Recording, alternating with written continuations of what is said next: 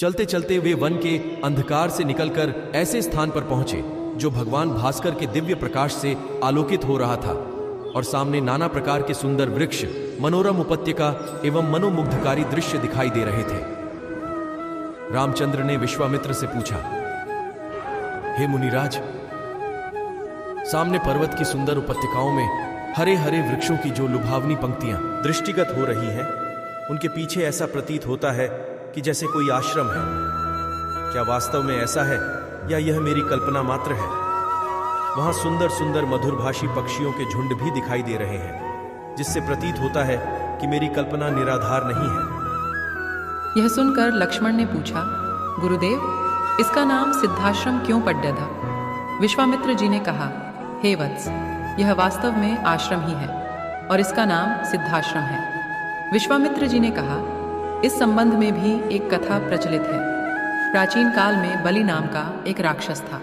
बलि बहुत पराक्रमी और बलशाली था और समस्त देवताओं को पराजित कर चुका था। एक बार उसी बलि ने यहाँ पर एक महान यज्ञ का अनुष्ठान किया था।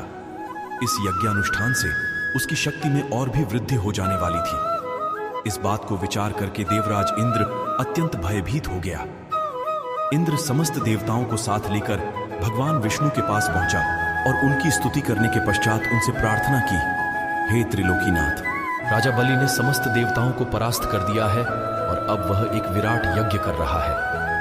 वह महादानी और उदार हृदय राक्षस है। उसके द्वार से कोई भी याचक खाली हाथ नहीं लौटता।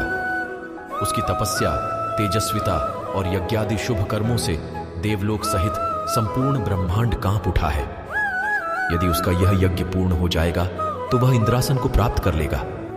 इंद्रासन पर किसी राक्षस का अधिकार होना सुरों की परंपरा के विरुद्ध है। अतएव हे लक्ष्मीपति, आपसे प्रार्थना है कि आप तुच्छ ऐसा उपाय करें कि उसका यज्ञ पूर्ण न हो पाए। उनकी इस प्रार्थना पर भगवान विष्णु ने कहा, आप सभी देवता निर्भय और निश्चिंत होकर अपने अपने धाम में वापस चले जाएं। आप लोगों का मनोरथ पूर्ण करने के लिए मैं शीघ्र ही उपाय करूंगा।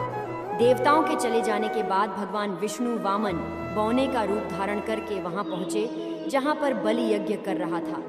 इस बौने किंतु परम तेजस्वी ब्राह्मण से राजा बलि अत्यधिक प्रभावित हुए और बोले, विप्रवर, आपका स्वागत है, आज्ञा कीजिए, मैं आपकी क्या सेवा कर सकता हूँ? बलि के इस तरह कहने पर वामन रूपधारी भगवान विष्णु ने कहा, राजन, मुझे बैठकर भगवान का भजन करने के लिए सिर्फ 2.5 चरण भूमि की आवश्यकता है। इस पर राजा बलि ने प्रसन्नता पूर्वक वामन को 2.5 चरण भूमि नापने की अनुमति दे दी। अनुमति मिलते ही भगवान विष्णु ने विराट रूप धारण किया और एक चरण में संपूर्ण आकाश को और दूसरे चरण में पृथ्वी सहित पूरे पाताल को नाप लिया और पूछा, राजन, आपका समस्त राज्य तो मेरे 2 चरण में ही आ गए, अब शेष आधा चरण से मैं क्या नापूं? बलि के द्वार से कभी भी कोई याचक खाली हाथ नहीं गया था। बलि इस याचक को भी निराश नहीं लौटने देना चाहता था।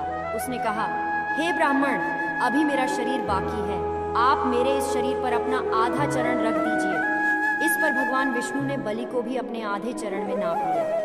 बलि का यह दान इतना महान था कि बलिदान के नाम से विख्यात हो गया।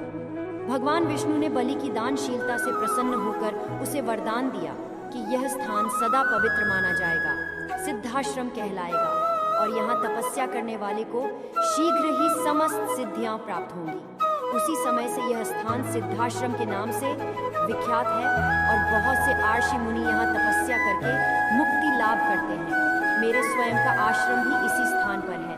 मैं यहीं बैठकर अपना यज्ञ संपन्न करना चाहता हूँ। जब जब मैंने यज्ञ प्रारंभ किया तब तब राक्षसों ने उसमें बाधा डाली है और उसे कभी पूर्ण नहीं होने दिया। अब तुम आ गए हो और मैं निश्चिंत होकर यज्ञ पूरा कर सकूंगा। इस प्रकार की बातें करते हुए विश्वामित्र ने राम और लक्ष्मण के साथ अपने आश्रम में पदार्पण किया। वहां रहने वाले समस्त आर्षि मुनियों और उनके शिष्यों ने उनका स्वागत सत्कार किया। राम ने विनीत स्वर में गुरु विश्वामित्र से कहा, मुनिराज, आप आज ही यज्ञ का शुभारंभ कीजिए। मैं आपको विश्वास दिलाता हूँ कि मैं आपके यज्ञ की रक्षा करते हुए इस पवित्र प्रदेश को राक्षसों से मुक्त कर दूंगा। राम के इन वचनों को सुनकर विश्वामित्र यज्ञ सामग्री एकत्रित करने में जुट गए।